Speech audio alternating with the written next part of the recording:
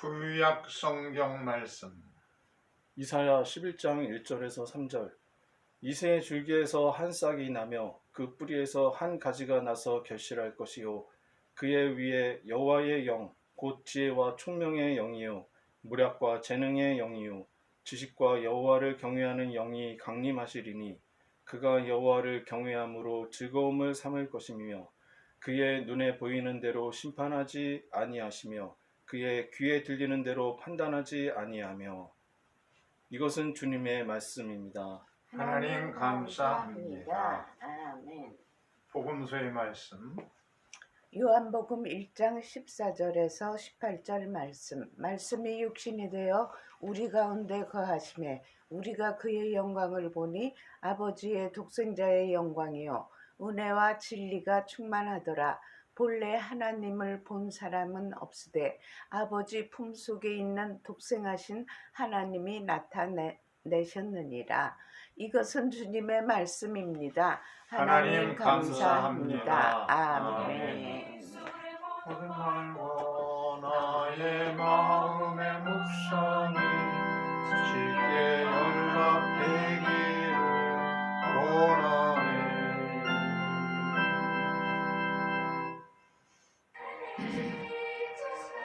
오늘은 요한복음 1장 14절과 18절 말씀, 이 말씀을 가지고서 말씀이 육신이 되어 이런 제목으로서 말씀을 드리렵니다. 그동안의 대림절 촛불을 켜왔습니다. 첫째 주는 소망, 두 번째 주일에는 평화, 세 번째 주일은 기쁨, 네 번째 주일에는 사랑. 오늘은 이제 주님의 탄생의 메시아 탄생의 그런 신초대에 불을 밝히는 그런 성탄절 맞이겠습니다. 이 그림에 보이는 이 사람은 한동대 전산 전자공학부의 박영춘 교수인데, 이 사람은 전혀 예수를 믿지 않던 이방인이었습니다. 그러다가 서울대 공대에 입학을 하면서 공학도가 되다 보니까 이렇게 우주 만물이 저절로 생길 수 없다 하고 뭔가 경외심을 가지고 당시에 그 천주교가 인정을 많이 받아서 천주교를 찾아가서 6개월 동안 교리 공부하고 나니까 좀 이것은 아니다 생각했는데, 개신교회를 가서 이제 여름 성경학교 때 여름 수련회 산상 위에 가서 기도하는데 마지막 날 밤에 모두가 의무적으로 밤새도록 기도하라 그렇게 보내더라는 겁니다. 이 친구는 그 주기도문밖에 모르는데, 그래서 간절한 소원은 뭐냐면 하나님을 계시면은 한번 보여주면 잘 믿겠습니다 하는 기도만 하려니까 다른 친구들이 열심히 막 기도하는데 자기는 참 기도할 거리가 없어가지고 하나님 보여주세요. 우선은 주기도만 빨리 하고, 그게 주기도만 그냥 달달달 그냥 계속 하다 보니까 새벽녘이 되니까 하나님 보여달라고는 하나님 안 보여주고 방언만 터지게 되는 것입니다. 그러다가 이제 서울공대를 졸업하고 공부를 잘했던지 전액 장학금을 받고서 스탠포드 대학에 가서 이제 공부를 하게 됐어요. 거기서 이제 성경 공부를 하게 됐는데 요한복음 1장 12절 18절을 가르치면서 바로 말씀이 육신이 되어서 우리 가운데 거하시며 우리가 그의 영광을 보니 은혜와 진리가 충만하더라. 본래 하나님을 본 사람이 없으되 아버지의 품속에서 있는 독생하신 하나님이 나타내셨느니라. 이 말씀을 읽으면서 큰 은혜를 받았습니다. 이 보이지 않는 하나님 보여달라고 하는 것이 참 어리석구나. 바로 예수님이 보이지 않는 하나님이 이 땅에 보이도록 오신 분인데, 은혜와 진리가 충만하고 아버지 독생자의 영광이 가득한 예수님이 우리와 함께 역사 속에 계셨고 지금도 우리의 인간의 모습으로 오신 예수님이 계시는데 뭘 내가 하나님 보여달라고 했을까?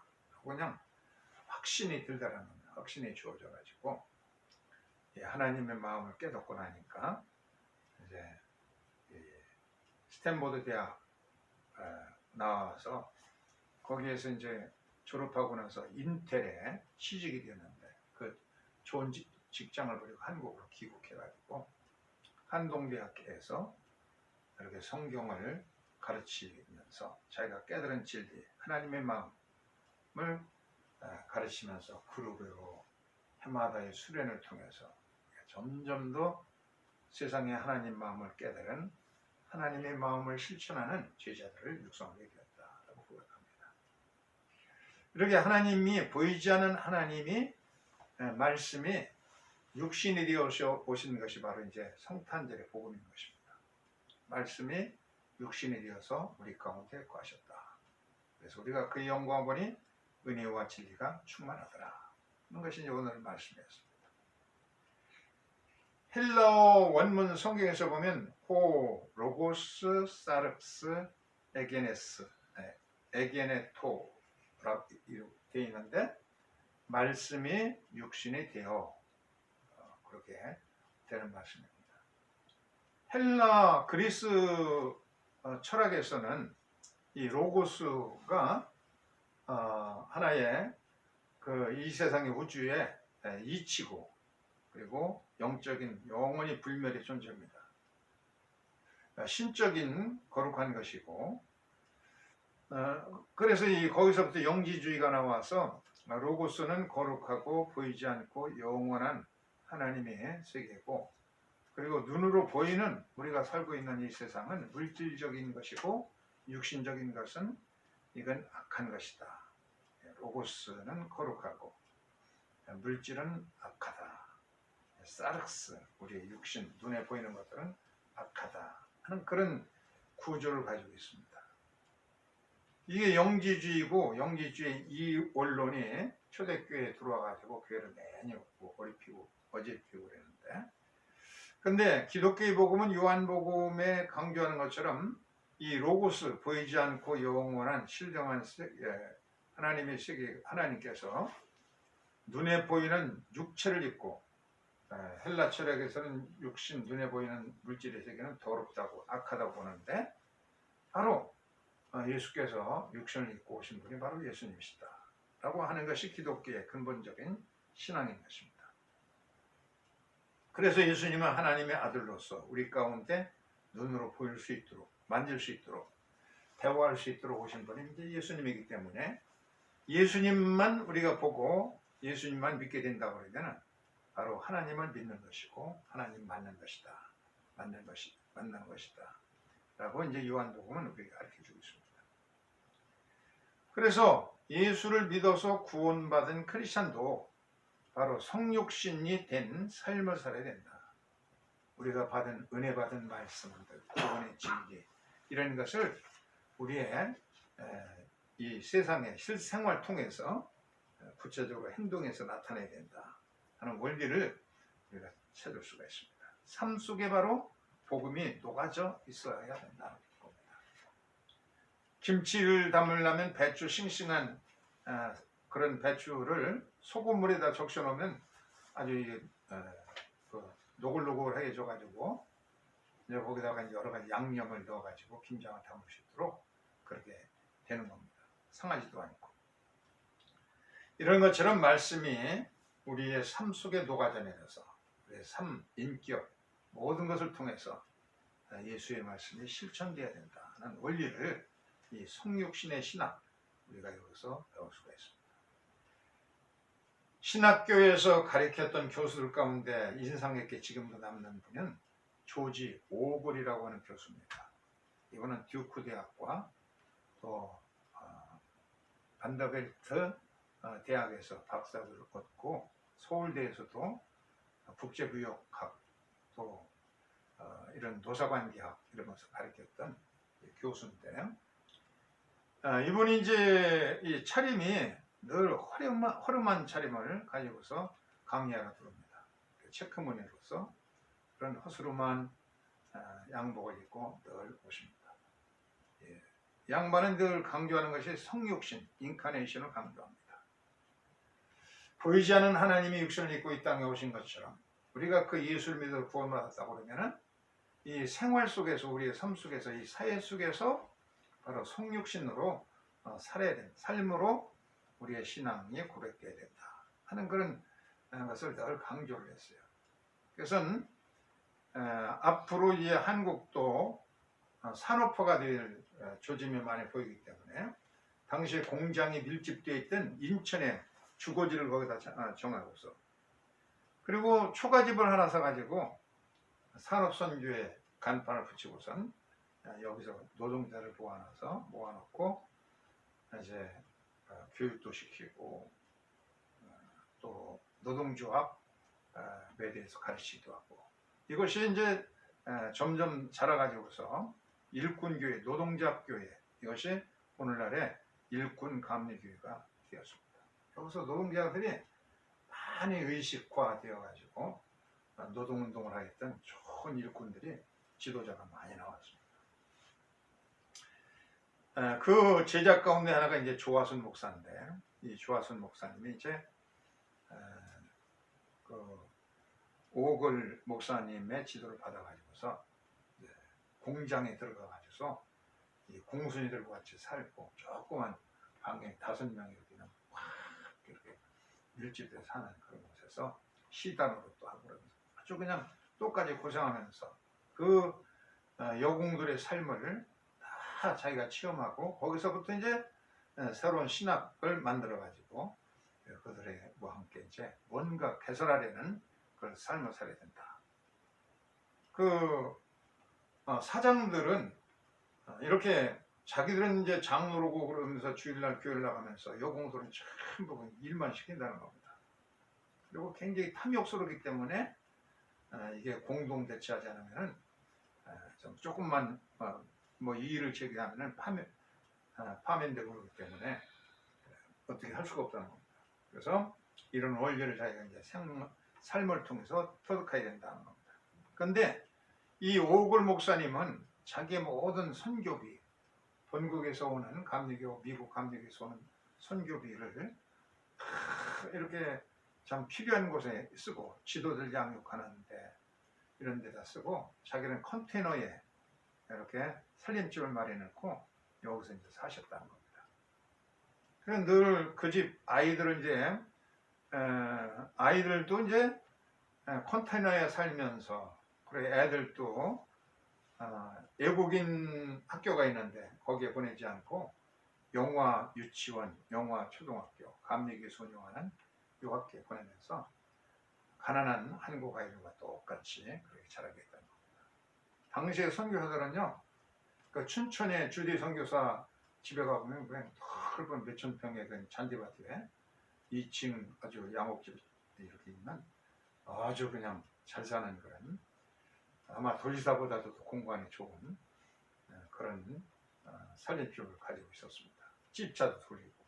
근데 이분은 그렇게 하지 아니하고 모든 선교비를 갖다가 전부 정말 필요한 곳에 노동 지도자들을 만드는 곳에 양육하는 일에 다 썼습니다.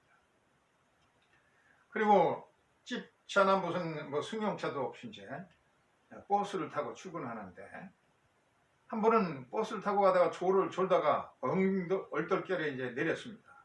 근데 가방을 안 가지고 내린 겁니다. 그래서 그 종점까지 찾아가서 내가 이렇게 버스 타다가 졸다가 가방을 잊었는데 찾으러 왔다. 그러니까 아유 없다고 그러더래요. 아이 거기 도시락도 있고 그런데 좀 달라고. 그러니까 그럼 도시락에 반찬이 뭐냐? 그렇게 묻더래요. 그래서 거기 뭐 도시락에 김치 깍두기죠. 그랬더니 정말 그런 건 있다고. 이 외국인 신사가 이렇게 그냥 허름한 헤어진 그런 가방을 가지고 거기에 또 김치 깍두기에 꽁부리를 싸울 그럴 일은 없다고 생각하고선 다른 주인을 생각했던 겁니다. 그런데 바로 이 오골 목사가 그런 허름한 차림으로 여기에 김치 깍두기를 먹고 또 어떤 사람 조화선 목사님 가면은 감자를 쪄가지고 그 감자로 요기를 대신하고 그런 때가 있다는 겁니다. 이렇게 해가지고 전체 한국의 가난한 사람들을 위해서 지도자를 양육하는데 전부 이 양반을 썼습니다. 그리고 유명한 사건은 인혁당 8명이 전부 이제 사형 집행을 받게 됐는데, 그들의 남편이 전부 사형원들을 받고 언제 사형당할지 모르는 그런 가운데, 이들을 위해서 최초로 종로 5가 기독교회관 2층에서 목요 기도회를 열었습니다. 제1회 기독교 회관에서 1회 목요 기도회 때 바로 이 인혁당 가족들을 위한 기도회를 열었어요. 그래가지고서는 당시 남산의 중앙정부에 끌려갔습니다. 17시간 또 가서 20시간 그렇게 그냥 엄하게 그냥 분출을 당하고, 그러고서 이제 쫓겨났어요. 한국에서 비행기를 강제로 태워가지고 보냈습니다. 이게 이제 당시 목요 기도회에 목요일마다 이렇게 이 고난받는 사람들 위해서 기도회하던 그런 기도회가 계속 이어져 왔어요. 그래서 늘 중앙정부 요원들이 다 사찰해갖고 그냥 끌어내고, 그냥 이 인권운동, 민주화운동의 시발점은 바로 목요 기도회입니다. 이렇게 하다가 결국은 이 양반은 이제 이 사람들은 사형 집행을 인혁당 사람들 사형 집행 당해가지고 그 후에 박정희 정권에 의해서 사형 집행이 되었는데, 23년이 지나서 32년인가 2007년 4월 9일 날 인혁당 전부 민청학령 무죄로서 판명이 났습니다. 이때 이제 박근혜 대통령 때 아버지가 사형 처형해놓고, 그리고 시간이 지나가서 그 딸 대통령 때에 무죄로 이제 최종 그 판명이 나게 되고 국가에서 보상하게 됐습니다. 그래서 이 양반은 이제 이렇게 쫓겨나죠. 강제적으로 칼길을 태워서 미국으로 보내지게 됩니다. 이랬던 얘기를 한번 이제 한 적이 있죠. 그래서 이런 얘기를 하는 것은 지금도 그 김용균 유명한 사건이 있잖아요. 서해 무슨 그 화력발전소에 거기서 일하다가 벨트에 끼워져서 그냥 아스러진, 그래서 죽은 사건. 어머니가 그냥 오일하면서 지금도 국회 앞에서 단식 투쟁을 하고 있습니다. 산업재해 때문에 죽는 사람들이 매일 3명이라는 겁니다. 3명꼴이 되는데 얼마나 많은 거예요. 여기에 대한 대책, 법을 빨리 통과시켜달라. 하고서는 게 지금도 단식하고 있고 그렇습니다. 바로 이런 자들을 위해서 그분은 정말 미국에서도 훌륭한 신학자고, 또 상업계통에서도 전문가가 있었는데, 이들과 함께 살고 가난하게 살면서 결국은 이 약하고 연약한 사람을 위해서 기도하다가 이제 쫓겨난 그런 유명한 그런 분이 생각납니다. 그야말로 성육신의 신학, 말씀을 자기의 삶으로 그렇게 목숨 걸고 실천했던 그런 분인데, 한국 민주화와 노동자 인권에 정말 큰 기여를 하는 그런 분입니다. 이 오골 선교사가 말씀이 육신이 되어 성육신의 삶을 사는 것처럼 이 한국의 노동자 인권과 민주화에 큰 공헌을 해. 이제 이런 선교사가 없잖아요. 그 당시에 한국의 선교사가 뭐 수백 명이 있을 텐데 다 편안하게 복음 전하고 다 그랬어요. 정부가, 불의한 정부와 맞서지 않고 그냥 순종하면서 이렇게 살았던 성인이라서 뭐 답은 다 그렇죠. 오직 이분만 그냥 가난하고 소외되고 정말 그 약한 자들을 위해서 그렇게 기도하는데, 중앙정부에서 끈질기게 막 괴롭히는 것은 왜 목사가, 선교사가 한국에 와가지고 예수도 믿지 않는 사람을 위해서 그렇게 기도하느냐, 그렇게 그냥 막 집중적으로 그냥 다그치더라는 겁니다. 그들은 다 크리스찬이 되고 또 인권운동자가 되고 그 은공을 잊지 않고 그렇게 주님의 은혜를 받게 되었습니다. 톨스토이의 소설 가운데 안나 카라네리나라고 하는 그 유명한 책이죠, 소설책. 이 책의 이제 첫 문장에 보면 이 러시아어로 이렇게 되어 있어요. 첫 문장과 마지막 문장이 굉장히 유명한데요. 이 한국말로 이 톨스토이가 이 안나 카레리나라고 하는 소설에서 첫 문장에 이 소설의 첫 문장은 뭐냐면 내가 쉽게 번역하면은 엇비슷하면은 행복하고 서로가 엇비슷하면은 행복하고 유별나게 잘난치 하는 집안들은 불행하더라. 그렇잖아요. 사람들이 그냥 집안 짓고 저잘났다고 그냥 아우성이고 다툼이면은 암만 돈이 많고 건설해도 불행한 것이고 좀 엇비슷하게 비슷비슷하게 어울려 살면 거기는 행복한 집이더라 하는 그런 말로서 이 책이 시작이 돼요.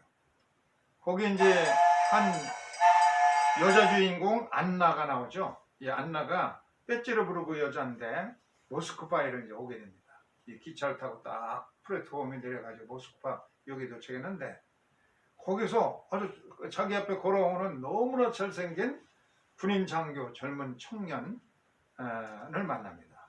그래서 둘이 그냥 두 사람이 그냥 처음 보는 순간 그냥 서로가 사랑에 빠져가지고서는 서로 이렇게 교제를 하고 카페에도 가고 그러면서 이들은 불륜에 빠지게 되죠.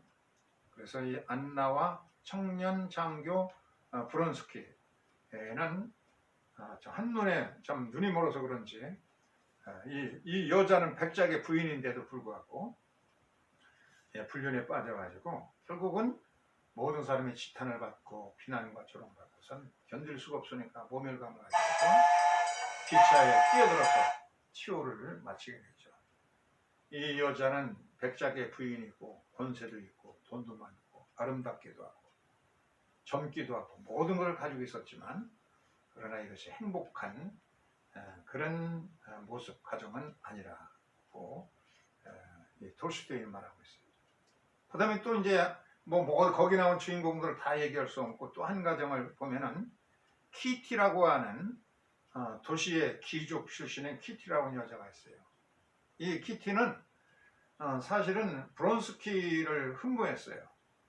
브론스키 저렇게 잘생긴 남자하고 좀 결혼했으면 좋겠다 생각했는데 브론스키가 불륜에 빠져가지고 타락하는 모습 보면서 환멸을 끼고 도시에서 시골로 내려갔어요. 그 시골에서 그 지역의 영주인 레빈을 만납니다. 둘이 이제 시골에서 이제까지 교제하고 사랑을 속삭이면서 가정을 이루어서 행복한 결말을 갖는 그런 부부가 되었습니다. 이 레빈은 영주였는데 땅 부자, 돈 부자, 엄청난 땅 넓은 영주이기 때문에 넓은 땅을 농사를 지려면은 시골 농부들의 손이 필요한데 자기 밑에서 일하는 농부들이 그냥 반란도 일으키고 막 그러잖아요. 그래서 50세 때에 영주인 레빈이 어떻게 하면 이 농민들과 좀 친숙할 수 있을까 하고 아무리 노력해도 이게 안 되는 거예요. 그러면 내가 친하려면은 이들과 똑같이 농사를 좀 지어야 되겠다. 괜히 그냥 고압적인 자세를 갖지 말고 저들이 하는 것처럼 농사를 한번 지어보자. 노동을 해보자. 그래서 친하기 위해서 풀베기를 한번 시작을 해봐요. 낫을 가지고서 이제 곡식들을 거두는데 이 풀베기가 잘 되지 않습니다.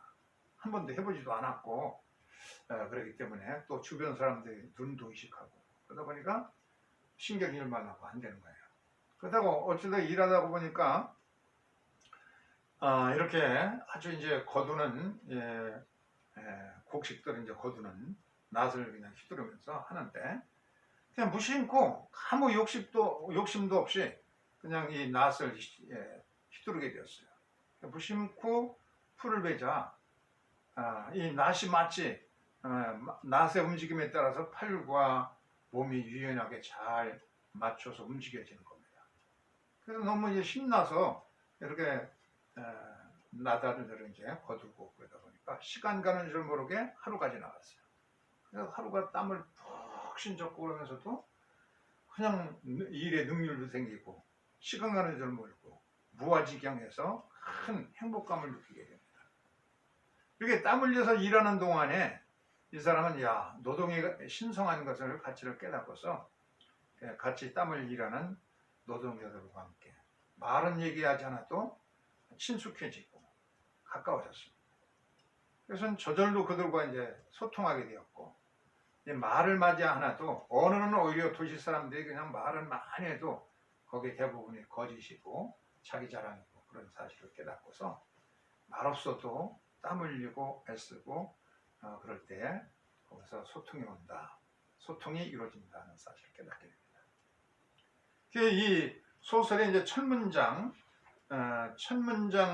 아까 이제 얘기를 했었죠. 그런데 마지막 문장은 어떻게 끝나냐면, 내 전생에는 내게 무슨 일이 일어나든 상관없이 순간마다 이전처럼 무익하지는 않을 것이다. 이것이 이제 그 소설 안나 카레니나의 마지막 문장이에요. 이 얘기는 뭐냐면은 전에는 그냥 별로 인생을 행복하게 살지 못했는데, 근데 이제는 땀 흘려 남들이 하기 싫어하는 것들, 이 귀족들이 하기 싫어하는 그런 힘든 노동들, 이것을 기쁨으로 할 때에 땀이 흘리고 눈물이 흘려지고 희생의 피가 흘려지고 그러는 속에서, 노동 속에서 참된 행복이 있다. 그래서 어느 순간이든지 이런 정신을 가지고 살면은 인생은 최고의 행복감을 누릴 수 있다 하는 게 이제 안나 카레니나의 소설의 마지막 결론인 것입니다.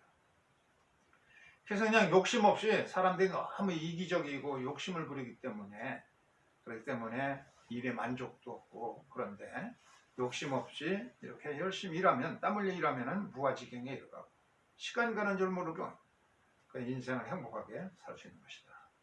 톨스토이는 계속해서 이 짧은 인생 살면서 선을 행하라 하는 것은 강조하고 있죠. 어느 소설이든지 톨스토이는 그런 것을 강조하고 있어요. 마치 성자같이 그렇게 짧은 인생 사는 동안에 행복하게 살려면은 땀 흘려서 이렇게 일해라 하는 겁니다. 선을 행하라.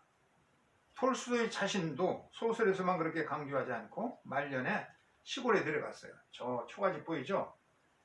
초가집에서 살면서 농민들과 같이 농사를 지면서 큰 행복감을 가지고 땀 흘리면서 일했습니다. 그래서 지금도 세계 도처에 톨스토이 평화농장이 있습니다. 우리나라에도 이제 평화농장이 있고, 이 사람들은 이 산상수훈, 톨스토이가 가르친 대로 산상수훈 말씀만 그걸 실천하면 되는 거다. 산상수훈의 말씀을 괜히 그냥 그걸 외우고 쓰고 그러라고 하지 말고, 그 말씀 한마디 한마디를 갖다가 실천하면 바로 예수님의 삶을 살 수 있는 것이다. 그래서 이 톨스토이 말년의 이 모습을 보세요. 농부 옷을 입고, 그리고 이렇게 맨발로 농사꾼의 모습으로 그냥 행복하게 살아가잖아요. 바로 톨스토이는 그 인생의 답에 대해서 말을 하고 그렇게 얘기합니다. 늘 죽음, 메멘토 모리인가요? 죽음을 기억하라. 죽음을 기억하면서 오늘을 최선을 다해서 사는 것이, 이것이 인생이다. 그렇게 말했습니다. 오늘을 살되 영원히 살듯이 그렇게 살아라. 영원이라는 말은 충만하게 살고, 예배드린다고 하는 예배도 그냥 충만하게 몰두해서 하나님께 예배드리고, 그리고 풍요롭게 마음속에 기쁨이 넘치고 감사가 넘치도록 살고, 또 행복하게 그렇게 살다 보면 땀 흘려서 집중해서 몰두해서 몰입해서 살다 보면은 행복이 계속되는 인생을 살 수 있다고 말하고 있습니다. 죽음을 기억하는 삶, 이것은 변화를 가져오는 삶인 것입니다. 그것은 이 레빈이 점점 더 농사를 지면서 처음에는 고압적인 자세, 내가 영주다 하고 이제 그렇게 부려먹는 자세로 하니까 늘 반란이 일어나고 있는데, 자기가 그냥 땀 흘려서 같이 일하고 동료의식을 가지고 하다 보니까 그냥 그들의 삶이 불쌍하고, 그래서 소통이 잘 이루어지고, 그래서 모두가 행복한, 이 그림에서 보는 것처럼 행복한 인생을 살게 되더라. 그렇기 때문에 산상수훈의 말씀, 이것을 실천하면 바로 그것이 성육신의 삶이고, 그리고 생활 속에서 예수의 향기를 나타낼 수 있는 것이다 라고 말하고 있습니다. 바로 이것이 성탄절의 복음이라는 겁니다. 성탄절의 복음은 뭡니까? 말씀이 육신이 되어 우리 가운데 거하시며, 우리가 그 영광을 보니 아버지 하나님의 독생자의 영광이요 은혜와 진리가 충만하더라.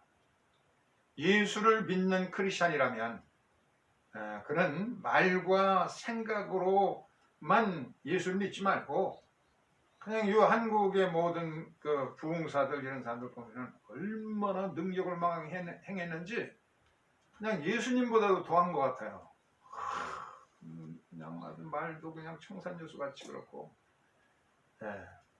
그러지 말고 산상수훈의 말씀들 이것을 하나하나를 우리의 삶 속에 이렇게 녹아져 가는 삶을 살 때 삶으로 바로 예수의 향기를 나타나서 아버지 하나님께 영광을 돌리게 하라는 겁니다. 이런 성육신된 삶, 우리의 삶 속의 말씀이 삶으로 예수의 향기를 나타낼 수 있는 그런 성탄절의 메시지를 실천할 수 있기를 주의 이름으로 축원합니다. 아멘. 111장 111장 부르면서 헌금하겠습니다.